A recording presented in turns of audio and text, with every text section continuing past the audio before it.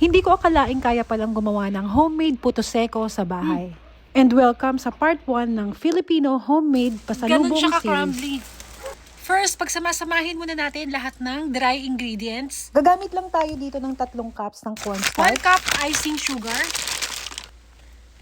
at 1 cup ng powdered milk. For the wet ingredient naman, ito, homemade butter. Hindi siya melted, softened lang yung ginawa natin katulad nito. Makaka-help yan para sa pagpapakrumbly ng puto seko. Naglagay na rin ako dyan ng 1 itlog para makatulong sa pag-bind ng mga ingredients. Save mo muna tong video na to para kapag ready ka ng gumawa, madali mo na lang tong balikan. Nag-add na rin ako dito ng kalahating cup ng flour para makatulong yan sa structure. Tapos haluin na natin yan hanggang sa maging crumbly yung texture. Make sure lang na wag mong i-overly mix yan para hindi mag-dense yung dough. Naaalala ko nung nag-outing pa kami dati sa Laguna, tapos hihinto kami sa bilihan ng pasalubong. Etong puto seko talaga yung isa sa pinipili ko. Bukod sa mura, yung melt in the mouth feeling pag kinakain mo, ang sarap lang. Kung meron kang request na pasalubong na gusto mong gawing homemade, i-comment mo na lang. At i-feature na rin natin dito sa page kapag napili yung request mo. At kung nakaabot ka sa part ng video na to, paki-comment naman mga ka-backyard kung saan bansa ka nakatira para nalalaman ko kung hanggang Bilugin saan na lang nakakaabot itong na ganito. video.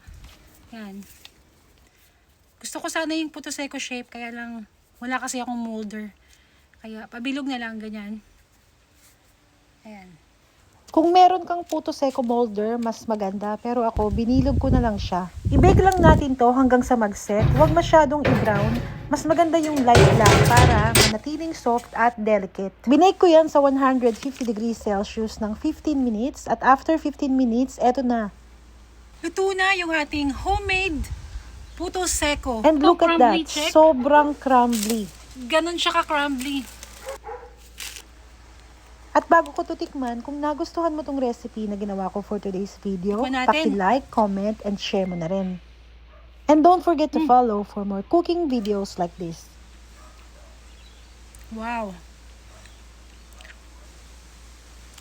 Napaka-crumbly. Ayan o. Ang sarap ng fresh.